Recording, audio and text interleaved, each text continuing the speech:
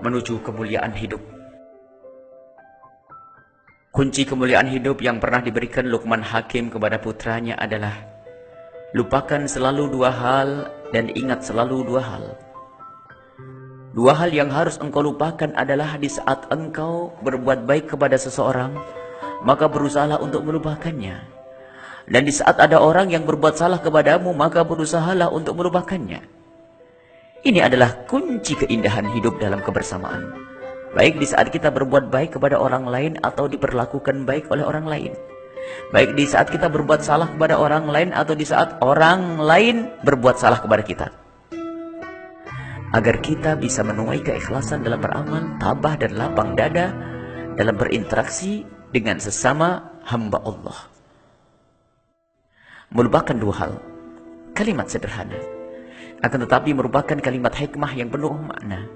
Sungguh, siapapun yang selalu mengingat apa yang pernah ia berikan, maka susah baginya untuk berbuat kebaikan lagi. Akan tetapi di saat ia mudah untuk melupakan apa yang pernah ia berikan kepada orang lain atau kebaikan yang pernah ia lakukan untuk orang lain, akan terbuka pintu kebaikan sehingga mudah baginya untuk berbuat baik kebaikan yang lainnya.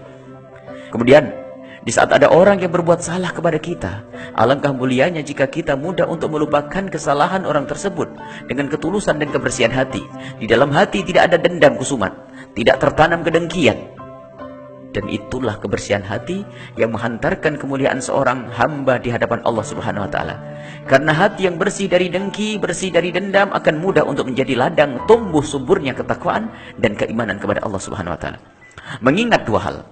Yang harus diingat adalah jika kita mempunyai kesalahan kepada seseorang, maka semestinya lah kita mengingat kesalahan tersebut. Dan begitu juga jika ada orang yang berbuat baik kepada kita, jangan pernah kita melupakannya, akan tetapi ingat dan ingat terus. Maknanya adalah jika kita berbuat salah kepada seseorang, maka berusahalah kita untuk selalu ingat agar kita tidak mudah mengulangi kesalahan tersebut. Baik itu kesalahan kepada istri, suami, anak, orang tua maupun tetangga. Karena jika kita senantiasa mengingat kesalahan tersebut dan dibarengi dengan penyesalan, kita akan terjaga untuk terjatuh lagi pada kesalahan yang sama. Lebih dari itu, kita akan lebih mudah untuk memohon maaf kepada orang yang kita pernah berbuat salah kepadanya.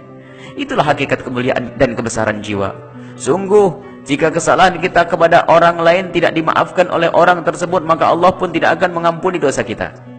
Alangkah mengerikannya hal itu.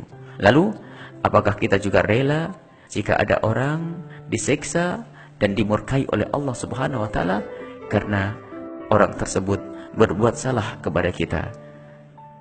Wallahu a'lam bissawab.